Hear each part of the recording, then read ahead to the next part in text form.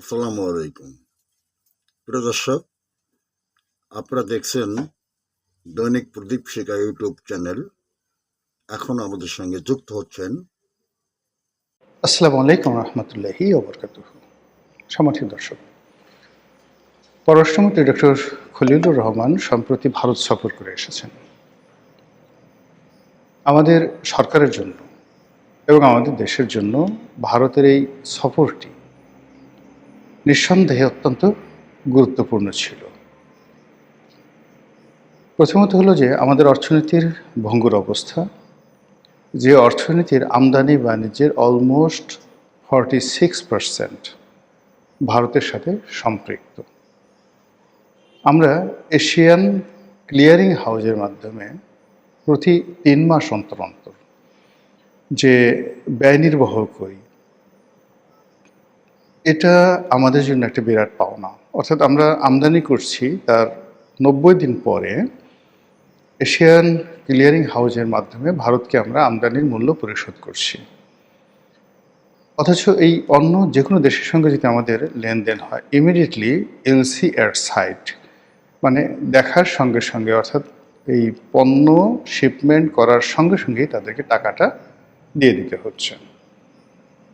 কোনো কারণে যদি দেরি হয় তাহলে সেক্ষেত্রে সংশ্লিষ্ট এলসি ওপেনিং যারা ব্যাংক আছে তাদেরকে সুদ গুনতে হয়। তো শেখ হাসিনার পতনের পরে ভারতের সঙ্গে বাংলাদেশের যে অর্থনৈতিক সম্পর্ক, আমদানি বাণিজ্য, এমনকি ভারতের সঙ্গে বাংলাদেশে যে সীমিত আকারে রপ্তানি বাণিজ্য শুরু হয়েছিল, এবং ভারতের বড় বড় বন্দর, সমুদ্র বন্দর, নদী বন্দর, স্থলবন্দর এবং বিমানবন্দর, এইগুলোকে আমরা ট্রানজিট হিসেবে ব্যবহার করে বছরে হাজার হাজার কোটি টাকা সাশ্রয় করছিলাম। তারপর আবার যে সকল কাট আপ টাইম, যেমন ধরুন আমাদের গার্মেন্টসের একটি পণ্য আমরা এক্সপোর্ট করব আমেরিকাতে, এয়ারে অথবা সিতে, তো সেক্ষেত্রে আমাদের ব্যবসায়ীরা করতো কি, আমাদের যেমন বাংলাদেশ থেকে যদি ধরুন সিঙ্গাপুরে পাঠাই, কলম্বোরে পাঠাই বা দুবাইতে পাঠাই ট্রানজিট পোর্ট হিসেবে, তো সেখান থেকে আবার আমেরিকা বা ইউরোপের যে কানেক্টিভিটি আছে সিতে, এয়ারে, তার চাইতে আমরা যদি ভারতের বন্দরগুলো ব্যবহার করি, বেশ কয়েকটি বন্দর, সেখানে দেখা গেল ব্যবসায়ীরা কানেক্টিভিটি ভালো পায়, রেট কম পায় এবং ট্রানজিট টাইমও তুলনামূলকভাবে কম হয়। এই চুক্তিগুলো শেখ হাসিনার জমানাতে হয়েছিল, যার ফলে আমাদের আমদানি বাণিজ্য এবং রপ্তানি বাণিজ্য রীতিমতো ভারতীয় বন্দরগুলো ব্যবহার করে আমরা নিদারুণ লাভবান হচ্ছিলাম, যেটা ইনুস সরকারের আমলে বন্ধ হয়ে যায়। এই জিনিসগুলো আমাদের ফেরত পাওয়ার জন্য দরকার দরকার। দ্বিতীয়ত হলো ভারতের সঙ্গে আমাদের যে পানি চুক্তি আছে, যেটি চলমান, গঙ্গা পানি চুক্তি, গঙ্গা চুক্তি, পদ্মা নদীর হিস্সা এবং পানি বন্টন, এটা খুব দ্রুত নিষ্পত্তি করতে হবে। এর কারণ হলো যত কিউসেক পরিমাণ পানি আমরা পাচ্ছিলাম শেখ হাসিনার জমানাতে, সেটা অন্তত যদি বহাল না থাকে বর্তমান সরকারের জন্য গলার কাটা হয়ে দেখা দেবে। ভারতের সঙ্গে আমাদের যে জ্বালানি চুক্তি ছিল, যে অনুযায়ী এই সরকার মাত্র ১.৫ মাসের মাথায় তিনবার, একবার আসলো ৫,০০০ মেট্রিক টন, তারপরে বোধহয় ৯,০০০ মেট্রিক টন, আবার আসলো ৭,০০০ মেট্রিক টন ডিজেল পাইপলাইনের মাধ্যমে। এটা বাড়াতে হবে এই ক্রাইসিস মোকাবেলা করার জন্য। ভারত যদি এটা বন্ধ করে দেয় ইউনূস জমানার মতো, এবং যদি বন্ধ করে দিত, এই সময়টাতে আমরা যে তাদের কাছ থেকে যে পরিমাণ সাপোর্ট পেলাম এই গত ১.৫ মাসে, এটা যদি না হতো, বর্তমান সরকার যে ডিজেল পরিস্থিতি মোকাবেলা করছে সেটি আরও মারাত্মক আকার ধারণ করত। এর বাইরে শেখ হাসিনার বিচার, শেখ হাসিনার প্রত্যর্পণ, আওয়ামী লীগের রাজনীতি করা না করা, এই বিষয়গুলো নিয়ে যে ধোঁয়াশা সৃষ্টি হয়েছে, ভারতের যে কতগুলো দাবি দেওয়া রয়েছে, ভারতের যে কতগুলো এক্সপেকটেশন রয়েছে, সেই জায়গাগুলোতে সরকারকে টাচ করতে হবে। সরকার যদি ভারতকে রাজি খুশি করে আওয়ামী লীগকে ব্যান করতে পারে, বা আওয়ামী লীগকে যেভাবে নিষিদ্ধ করা হয়েছে এটা যদি সরকার কন্টিনিউ করতে পারে, ওয়েল অ্যান্ড গুড। আদারওয়াইজ এখানে ভারতের সঙ্গে তাদের একটা নেগোসিয়েশন আসতে হবে, অথবা সেই ইনুস জমানার মতো ভারতকে অ্যাভয়েড করে ভারতের চোখে চোখ রেখে কথা বলে এগুতে হবে। এর বাইরে বর্তমান সরকারের উপরে ভারতের নেক নজর, সমর্থন এটা খুবই গুরুত্বপূর্ণ। এটার উপরে সরকারের স্থায়িত্ব, সরকারের টিকে থাকা অথবা সরকারের কার্যক্রমে ভালো করা, এ সব কিছু নির্ভর করে। এরকম অনেকগুলো বিষয় নিয়ে আলোচনার জন্য পররাষ্ট্রমন্ত্রী খলিলুর রহমান সেখানে গিয়েছিলেন। যাওয়ার সময় আমাদের একরাশ আশা ছিল, কিন্তু তিনি সেখান থেকে যেভাবে ফিরে এসেছেন, ফিরে আসার পর যেভাবে এলোমেলো কথাবার্তা বলছেন, তাতে আমরা স্পষ্টতই হতাশ। তিনি বলেছেন, এটা অনেকটা ডোনাল্ড ট্রাম্পের মতো। তিনি বলেছেন যে বাংলাদেশের সঙ্গে ভারতের যে সম্পর্ক, সেই সম্পর্ক যদি ভারতকে এগিয়ে নিতে হয়, তাহলে অবশ্যই গঙ্গার পানি চুক্তি দ্বারা এটা শুরু করতে হবে। তো এখানে মূল ব্যাপার হলো যে বাংলাদেশের সঙ্গে সম্পর্ক স্থাপন করতে গিয়ে আমরা ভারতকে প্রিকন্ডিশন দিচ্ছি। বোঝার চেষ্টা করুন, এটা কোনো অবস্থাতেই আলোচনার কোনো ফলপ্রসূ দিক নয়। অন্যদিকে খলিলুর রহমান সাহেব সেখানে গেলেন, কথাবার্তা বলেন। ভারতের পররাষ্ট্র মন্ত্রণালয়ের পক্ষ থেকে ওই ধরনের চমকপ্রদ কোনো কথা আমরা শুনিনি, বরং যেটি শুনছিলাম যে বন্ধুত্বের নিদর্শন স্বরূপ আমাদের যে প্রধানমন্ত্রী তিনি ভারত সফরে যাবেন, ভারত সেটা আহ্বান জানিয়েছেন। এবং বাংলাদেশের পত্রপত্রিকা বলার চেষ্টা করছিল যে তারেক রহমান সাহেবের যে প্রথম বিদেশ সফর এটা ভারতের মাধ্যমে হবে। কিন্তু পরবর্তীতে আবার দেখা গেল যে এই খবরটি ভুয়া খবর, এটি ঠিক নয়, এভাবে সরকারের পক্ষ থেকে জানানো হলো। ফলে কি হলো যে ভারত যে ভ্রমণ বা ভারতের যে পররাষ্ট্র নীতি কিংবা আমাদের যে পররাষ্ট্রমন্ত্রী ভারত সফর, এগুলোর আলটিমেটলি যে ফলপ্রসূ যে বিষয় সেটি হবে মিস্টার নরেন্দ্র মোদী, তিনি বাংলাদেশে আসবেন, দ্বিপাক্ষিক বৈঠক হবে, অথবা জনাব তারেক রহমান তিনি দিল্লি যাবেন। কিন্তু এর কোনোটি হলো না এখনো পর্যন্ত। পররাষ্ট্রমন্ত্রী ভারত থেকে সফর করে এসে তিনি আবার বেইজিং সফরে যাবেন। এই মুহূর্তে বেইজিং খুব ব্যস্ত, ভীষণ রকম ব্যস্ত। বিশেষ করে ইরান এবং আমেরিকার যুদ্ধ নিয়ে তারা ব্যস্ত। তাদের দেশে ফুয়েল ক্রাইসিস এখন তুঙ্গে। যে কোনো কারণে এখন বেইজিংয়ের যে মেজাজ 99 ডিগ্রি হয়ে আছে। এর বাইরে আমেরিকা ইরানকে টার্গেট করে যে তাদের যে যুদ্ধ পরিকল্পনা, সেই যুদ্ধ পরিকল্পনা তারা স্পষ্টতই চীনকে এবার টার্গেট করেছে।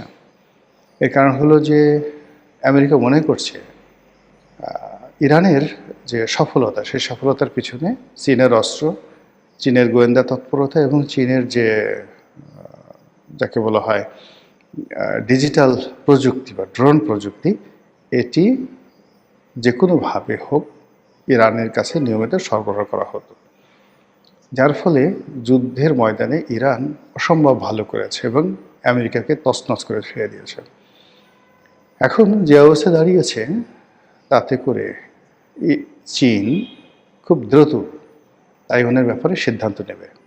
ইরানের এই যুদ্ধের একটা ইতিবাচক ফলাফল এবং তার সঙ্গে সঙ্গে পাল্লা দিয়ে ইউক্রেন যে যুদ্ধ, সেই যুদ্ধের একটা ইতিবাচক ফলাফল একটু যাকে বলা হয় চীনের দিকে আসা মাত্রই চীন সেই তাইওয়ানের দিকে হাত বাড়াবে। আর সেই অবস্থাতে যখন তাদের পররাষ্ট্র মন্ত্রণালয় রাত দিন ব্যস্ত আমেরিকা, ইরান, ইউক্রেন নিয়ে, সেখানে বাংলাদেশের যে বিষয়টি, সেই বিষয়টি তাদের কাছে কতটা গুরুত্ব পাবে আই ডোন্ট নো। অথচ যদি এই সময়টিতে চীনে যাওয়া হয়, চীন মূলত আমাদেরকে এই মুহূর্তে অর্থনৈতিক সাহায্য ছাড়া আসলে তেমন কিছুই করতে পারবে না। কিন্তু আমার জানা মতে চীন সাধারণত বাংলাদেশের এই যে ক্রাইসিস মুভমেন্ট, এই ক্রাইসিস মুভমেন্টে তারা কোনো বিনিয়োগ করবে না। যেভাবে শেখ হাসিনার শেষ জমানাতে তিনি যখন সর্বশেষ চীন ভ্রমণ করেছিলেন, তখন চীন কার্যত কোনো টাকা দেয়নি, বরং তার সঙ্গে অসৌজন্যমূলক আচরণ করেছে এবং ওখান থেকে শেখ হাসিনার পতন শুরু হয়েছে। দ্বিতীয়ত ডক্টর মোহাম্মদ ইউনূসও গিয়েছিলেন। প্রথমে বলা হয়েছিল যে সেখান থেকে তিনি প্রচুর টাকা পাবেন, $40 বিলিয়ন পাবেন। পরবর্তীতে দেখা গেল 40 পয়সাও চীন ডক্টর মোহাম্মদ ইউনূসকে দেয়নি। আবার এই মুহূর্তে যেটা আছে, ডক্টর খলিলুর রহমান যদি চীন যান এবং সেখান থেকে খালি হাতে ফিরে আসেন, তাহলে ভারত থেকে তার যে সফর, সেই সফরটা 100% নেতিবাচক হয়ে পড়বে। ফলে সরকার হঠাৎ করে এই যে ভারত সফরে গেল, সফরের পরে আবার এসে আমাদের যে পররাষ্ট্রমন্ত্রী, তিনি একেবারে চুপচাপ হয়ে গেলেন। তার সঙ্গে সঙ্গে তিনি সেই ভারতকে উল্টো শর্ত দিলেন যে বাংলাদেশের সঙ্গে সম্পর্ক করতে হলে গঙ্গা চুক্তি সেটা বাস্তবায়ন করতে হবে, বা গঙ্গা চুক্তিতে বাংলাদেশকে বেনিফিট দিতে হবে, পানির ন্যায্য হিস্সা দিতে হবে।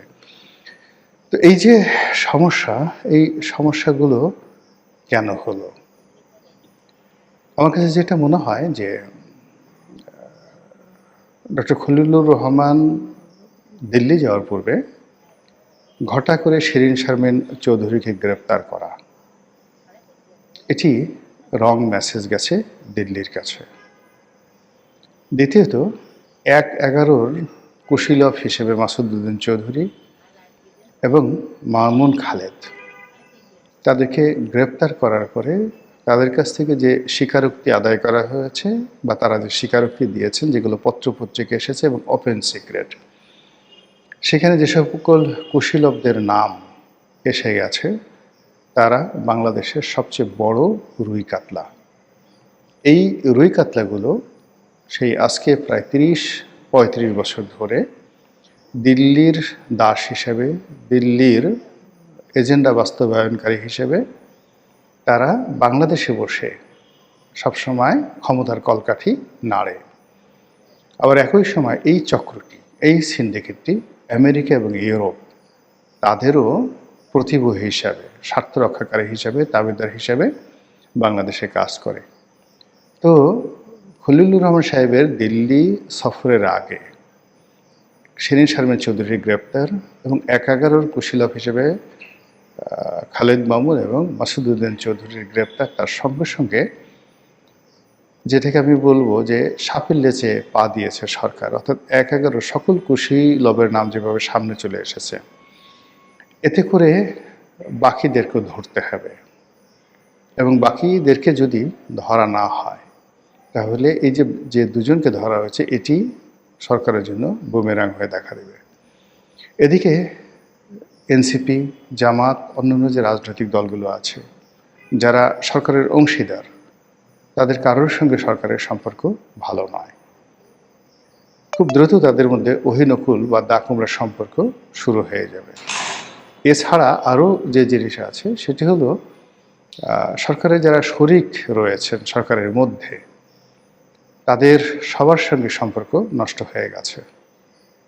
সরকারের ভিতরে যে অভ্যন্তরীণ দ্বন্দ্ব সংঘাত, অর্থাৎ দলীয় নেতাকর্মীদের মধ্যে যে দ্বন্দ্ব সংঘাত, এটিও প্রকট আকার ধারণ করেছে।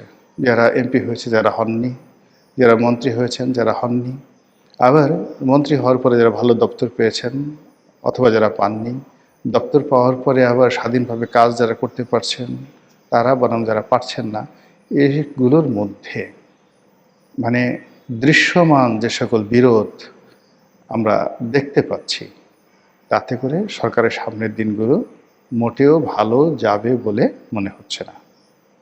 মহান আল্লাহ আমাদের সবাইকে হেদায়েত দান করুন, হেফাজত করুন। আসসালামু আলাইকুম ওয়া রাহমাতুল্লাহি ওয়া বারাকাতুহু।